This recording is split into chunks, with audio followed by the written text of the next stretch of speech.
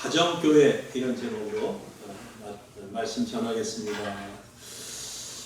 일본 국도를 타고 수원 쪽에서 서울로 올 때 평촌을 지나서 비산동 사거리에 가까이 오게 되면 빨간 벽돌로 지은 제법 큰 교회가 보입니다. 늘 사람들하고 가까워서 거기 있을 때는 교회 이름을 알았었는데 교회 이름 생각이 안 나는데요. 그 교회 건물 외벽에 운전하고 가면서도 보일 정도로 큰 글씨로 그 교회 표어가 붙어 있어요. 그 표현은 교회 같은 가정, 가정 같은 교회 이렇게 표어가 붙어 있습니다. 아마 제가 이렇게 가정 같은 교회 같은 가정, 가정 같은 교회 이렇게 말할 때 여러분들 아마 금방 무슨 뜻이구나 하는 것을 알아차리셨다고 생각을 합니다. 무슨 말이에요? 교회는 가정같이 평안하고 또 영과 육이 쉴 수 있어야 하며 또 서로 사랑하고 돌보는 그런 교회가 되자는 의미겠죠.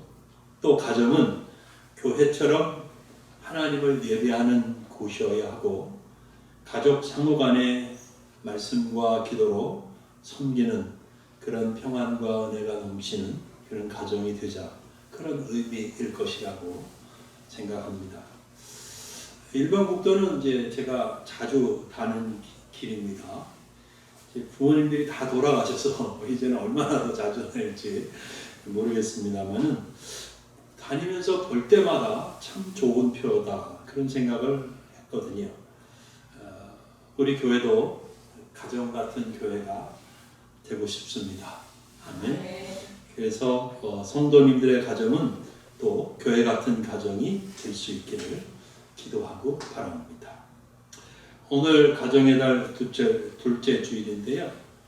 기독교인의 가정이 어떠해야 하는지 우리가 이 시간 잘 배우고 깨달을 수 있는 그런 시간이기를 바랍니다. 골로새서 읽었습니다. 골로새서는 사도 바울이 골로새라고 하는 도시에 있는 교회에 보내는 편지였습니다. 바울의 서신서가 다 그러하듯이 편지 말미에 안부를 전하고 있지요. 바울은 눈바라는 여성도를 언급을 합니다. 눈바, 성도의 이름이 눈바예요. 그런데 관심이 가는 것은 그 여성도의 집에 교회가 있었다는 사실입니다. 15절을 보시기 바랍니다. 15절에 같이 읽어볼까요? 시작. 라오디게아에 있는 형제들과 눈바와 그 여자의 집에 있는 교회에 문안하고 이랬습니다. 라오디게아는 지금으로 하면 터키입니다. 이름을 바꿨죠. 튀르키예라고 바꿨잖아요. 그러니까 터키, 튀르키예 남서부에 있는 도시입니다. 13절에 바울이 언급하고 있는 히에라볼리는 라오디게아 맞은편 북쪽으로 9km 떨어진 곳에 있고요. 골로새는 북동쪽으로 14km 떨어진 곳에 있습니다. 그러니까 바울의 이 골로새 편지를 받는 골로새라는 도시, 그리고 12절과 13절이 알려주고 있는 에바브라가 늘 수고하고 섬기는 히에라볼리라는 도시, 그리고 라오디게아 도시는 서로 인접해 있는 그런 도시들이었다고 생각을 합니다. 우리나라로 치면 광주, 순천 이렇게 근처에 있는 그런 도시였을 거라고 생각을 해요. 바울은 골로새 교회 성도들에게 라오디게아에 있는 형제들에게 문안하라고 권하고 있습니다. 특히 눈바라고 하는 이 여성도와 그의 집에 있는 교회에 문안하고 이 편지도 너희들이 다 읽은 후에는 거기다가 전해줘서 그 라오디게아에 있는 교회들, 특히 눈바와 그 교회 성도들도 이 편지를 읽도록 해달라라고 권하고 있는 것을 볼 수 있습니다. 라오디게아라는 도시에도 성도들이 있었습니다. 기독교인들이 당연히 살고 있었습니다. 그런데 사도 바울 당시의 모든 교회들은 대부분 가정교회였지요. 가정교회. 지금처럼 교회가 큰 건물을 짓는다거나 아니면 큰 빌딩에 들어가 있었을 리는 전혀 없다고 생각합니다. 당시에는 비단 라오디게아뿐만 아니라 어느 도시나 마찬가지였을 거예요. 모든 교회들은 가정교회였을 것입니다. 라오디게아 성도들은 이제 그래서 정기적으로 모여서 예배 드리는 장소를 정한 것이고, 그 장소가 바로 여성도 눈바의 집이었던 것이죠. 그런데 이 지점에서 우리가 조금 더 깊이 생각해 보고 싶은 부분이 있습니다. 아마도 귀한 진리를 발견할 수 있다고 믿어집니다. 자, 한번 우리가 잠깐 상상해 보겠습니다. 라오디게아라는 도시에 살고 있는 성도들이 모였습니다. 전체는 아니었겠지만 그래도 비슷한 지역에 이렇게 이웃들 이렇게 모였을 거예요. 그들이 열심히 뭔가를 얘기하고 있습니다. 뭔가 열심히 의논하고 토론을 벌이고 있습니다. 주제는 매주일 정기적으로 모여서 함께 예배를 드릴 장소가 어디였으면 좋겠느냐라고 하는 거죠. 자, 그러면 그런 의논과 열띤 토론을 통해서 그냥 아무데나 합시다 이러면서 예배 장소를 정했을까? 단순하게 그냥 눈바 성도의 집은 좀 넓어요. 우리들의 집보다 넓으니까 눈바의 집에서 모여서 예배를 드리면 좋을 것 같아요 라고 하면서 그냥 단순하게 생각하고 정했을까? 그들은 어떤 마음을 가지고 어떻게 눈바의 집에 있는 가정을 그 교회로 삼았을까? 어떤 가정의 교회를 세우려고 했던 것일까 하는 질문을 던져보는 것이죠.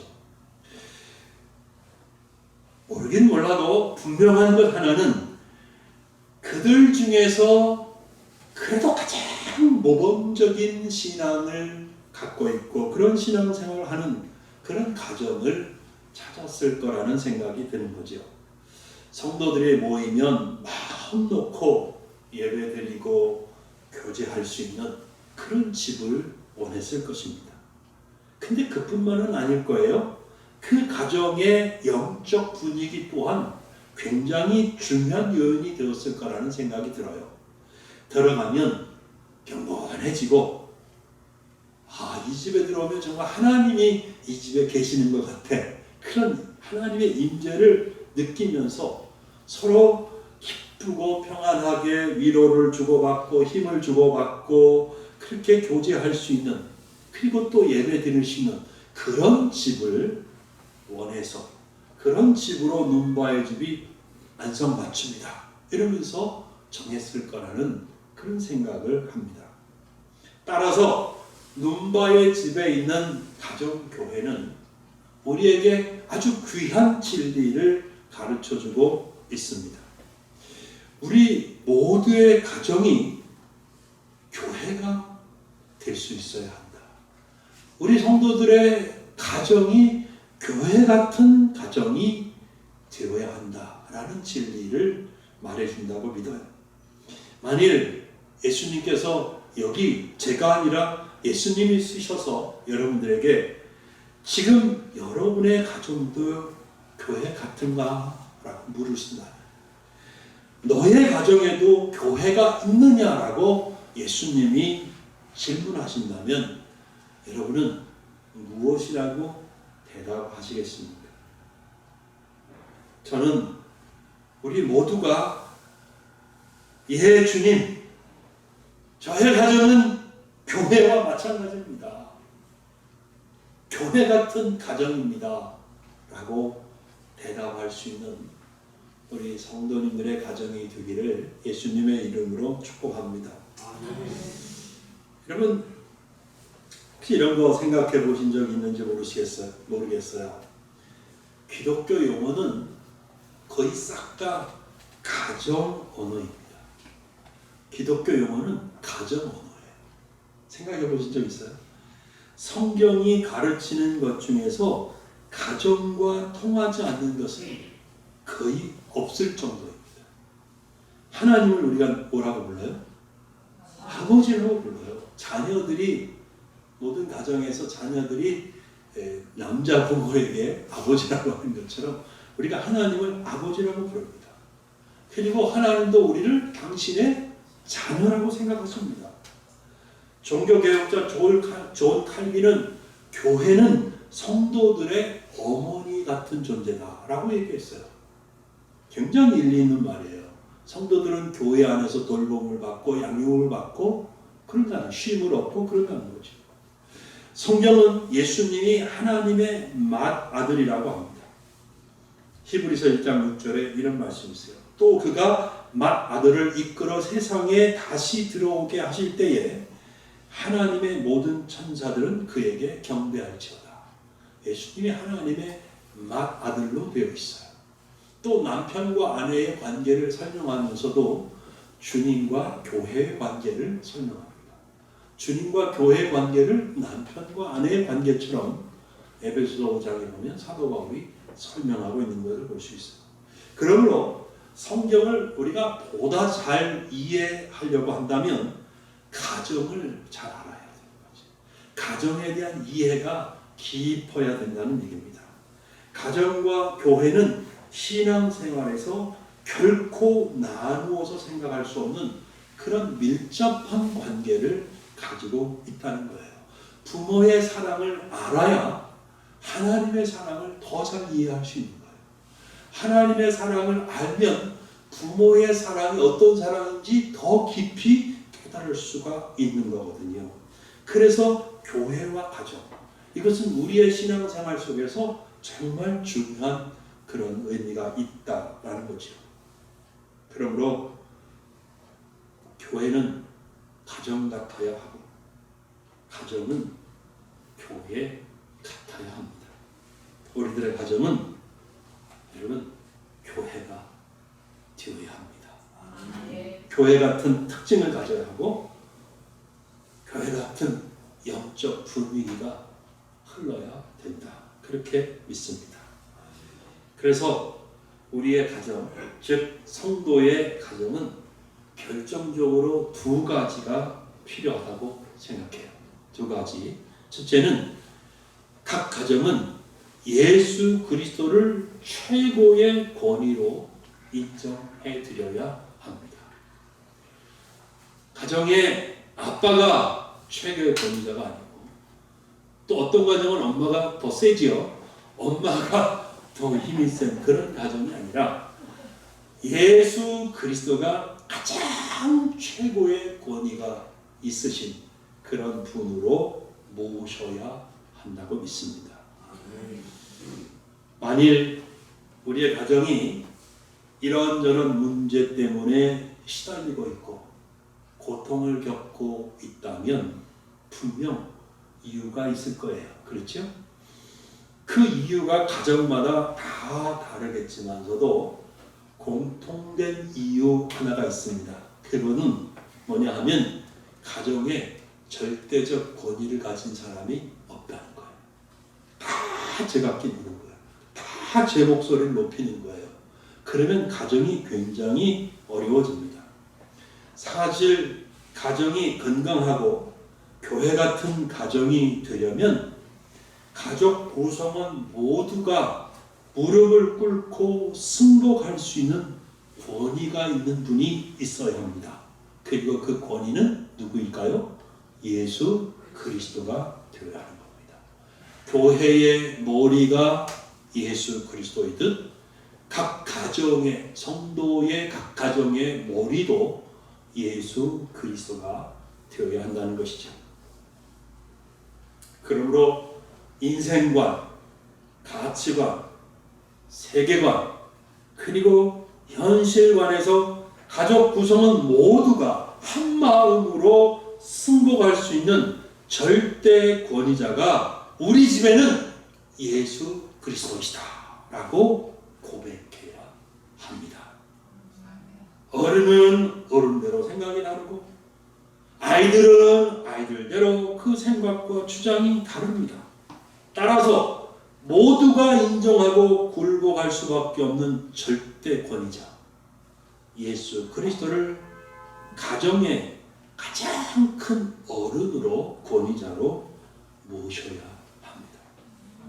이렇게 돼야 가정이 건강하고 행복한 가정이 될 수 있고 평안할 수 있습니다.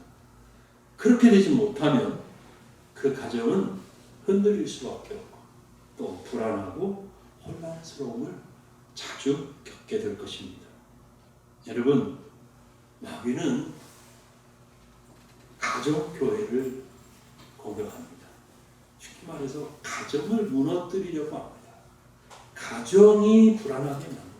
가정이 평안하지 않게 합니다. 그래서 가족 구성원들이 서로 사랑하지 않고 뿔뿔이 흩어지도록 그렇게 사단은 공격한다고 생각해요.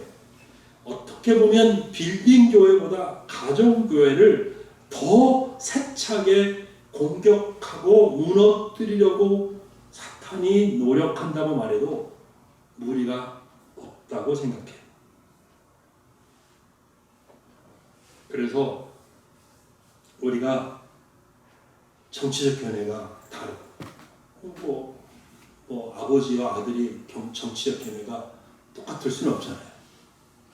근데 그것 때문에 막 부자간에 막 싸우거든요. 그렇잖아요. 네. 부부간에도 싸우고 엄청 싸우거든요. 정치적 견해가 다르더라도 또 경제적으로 우리 집이 좀 여의치가 않다. 어렵다. 그래도 또 세대 간의 가치관이 다르더라고. 그죠? 아버지가 중요하게 생각하는 거하고 자식들이 중요하다고 생각하는 게 이게 달라요. 그래서 맨날 자기 주장하면서 불화가 생기고 쌈박질이 나는 거지. 근데 비록 이렇게 차이가 나더라도 예수 그리스도를 가정의 머리로 가장 권위로 모신 가정은 든든하고 안정되고 평안할 것이라고 믿습니다. 그러나 그렇지 못한 가정은 날마다 미워하고 싸우고 그러다가 소리 없이 정말 무너져 내리는 그런 가정들이 될 수밖에 없을 거예요. 우리 신림소망교회 성도님 여러분의 가정이 예수님을 모시는 그런 가정이 될 수 있기를 예수님의 이름으로 축복합니다. 빌리 그레 목사님께서 돌아가셨지만 살아계실 때 오늘날 붕괴되어가는 가정을 구할 수 있는 10가지 처방을 제시한 적이 있습니다. 그 첫째가 뭐냐 하면 가정마다 하나님의 명령 계통을 확립하는 것이다. 이렇게 말씀하셨어요. 가정 안에 있는 교회를 가지고 있는 집집마다 모든 명령이 주님으로부터 남편에게 오고 또 남편으로부터 아내에게 흘러가고 아내를 통해서 주님의 명령이 자녀에게 이렇게 하달이 됩니다. 그렇게 되면 모든 식구들이 예수 그리스도와 그의 말씀을 그 가정의 최고 권위로 인정하면서 서로 기도해주고 서로 사랑하고 격려해주면서 그렇게 가정이 행복한 가정으로 꾸려지게 될 거라고 믿습니다. 바로 좋은 예가 성경에서 욥의 가정이에요. 욥의 가정. 욥의 가정에서 하나님의 권위가 얼마나 절대적으로 인정되고 있었는지 우리가 욥기를 읽기 시작하자마자 알 수 있어요. 먼저 가장인 욥을 보면 그는 그 당시 이 아브라함 시대라고 보거든요. 그 부족 사회에서 족장의 한 사람이었어요. 정말 절대권을 가진 족장이었는데 그러나 그는 철저하게 하나님의 권위 아래 복종하고 순종하는 그런 사람이었습니다. 욥기 1장 1절 읽어보세요. 그러면 그가 정말 경건하고 하나님을 경외하고 악에서 떠나 있고 의롭고 이렇게 쭉 기록이 돼요. 욥에게는 몇 남 몇 녀가 있었냐면 7남 3녀가 있었습니다. 참 많이 났어요. 7남 3녀가 있었는데 욥은 그들에게 너 이놈 시키들 아버지에게 무조건 복종해. 아버지 말 잘 들어. 이렇게 강요하지 않았어요. 자식들끼리 모여서 즐겁게 잔치를 베풀고 나면 혹시 이 아이들이 같이 모여서 놀면서 혹시 하나님 앞에 경거망동하지 않았을까? 혹시라도 말로나 뭐를 통해서도 하나님 앞에 죄를 짓지 않았을까? 걱정하고 염려하면서 하나님 앞에 제사를 드리는 그런 아버지 욥이었습니다. 욥처럼 주님을 절대 권위로 모시고 섬기며 복종하는 그런 가정교회를 여러분이 이룰 수 있다면 그 가정은 항상 화목하고 평온한 가정이 될 것이라고 확신합니다. 아멘. 둘째로 여러분 우리 마음속에 이거 확신해야 되는데 오직 예수 그리스도가 우리 가정의 유일한 행복의 조건이다. 이렇게 믿으실 수 있어요. 믿어지시나요? 아멘. 예, 믿어지셔야 돼요. 믿어지시면 좋겠어요. 로마서 14장 17절에 이런 말씀이 있습니다. 하나님의 나라는 먹는 것과 마시는 것이 아니요 오직 성령 안에 있는 의와 평강과 희락이라. 그런 말씀이 있어요. 하나님 나라의 왕이 누구예요? 예수님이에요. 자, 그러면 예수님이 다스리시는 하나님 나라는 먹고 마시는 것이 그렇게 중요한 관심사가 아닙니다. 그렇죠? 먹고 마시는 것 때문에 행복해지거나 혹은 불행해지거나 하는 그런 나라가 아닙니다. 하나님의 나라는 성령 충만한 가운데 살아가는 모든 백성이 성령 충만한 가운데 살아가는 나라입니다. 그 나라에는 의와 평강과 희락이 넘치는 그런 나라입니다. 다시 말하면 예수님이 다스리는 나라는 언제나 옳고 정의로우며 평화롭고 기쁨이 있습니다. 할렐루야. 그러니까 우리의 가정의 머리가 예수님이 되시고 예수님이 다스리실 때에 다른 조건보다도 그것으로 인해서 우리 가정이 행복한 가정, 기쁨이 있는 가정, 평화로운 가정, 건강한 가정이 될 수 있다는 얘기죠. 우리 다 아는 얘기지만 좋은 집에 산다고 행복한 거 아니잖아요. 그렇죠? 네. 비싼 침대에서 잔다고 꿀잠 하는 것도 아니잖아요. 매일 맛있는 음식, 기름진 음식 먹는다고 매일 행복하고 기쁜 것도 아니잖아요. 오히려 병들죠. 그렇죠? 좋은 옷 입는다고, 좋은 가방 들고 다닌다고, 그렇잖아요. 그렇다고 우리가 행복하고 마음에 근심 걱정이 없고 그런 거 아니에요. 우리 다 아는 얘기예요. 사랑하는 여러분, 말씀드립니다. 진정한 행복은 예수 그리스도 안에 있습니다. 진정한 행복이 있는 가정은 예수님이 다스리는 그런 가정입니다. 이것이 바로 그 가정에 하나님 나라가 이루어지는 거죠. 예수님이 다스리는 가정이 행복합니다. 거기에 진정한 의로움이 있습니다. 가정에 예수님의 다스리심이 있으면 증오와 불평으로 먹는 모든 식구들의 마음에 평안이 임하고 희락이 깃들이게 될 거라고 확신합니다. 여러분, 저는 지금 다시 확신하고 외치겠습니다. 만일 여러분의 가정이 불안하다면 예수님을 가장으로 모시기를 바랍니다. 만일 여러분 가정의 식구들이 매일 서로 미워하고 싸운다면 예수님을 가장으로 모시기 바랍니다. 가정이 평안하지 못하고 가정에서 참심을 얻을 수 없다면 예수님을 가장으로 모시기 바랍니다. 왜요?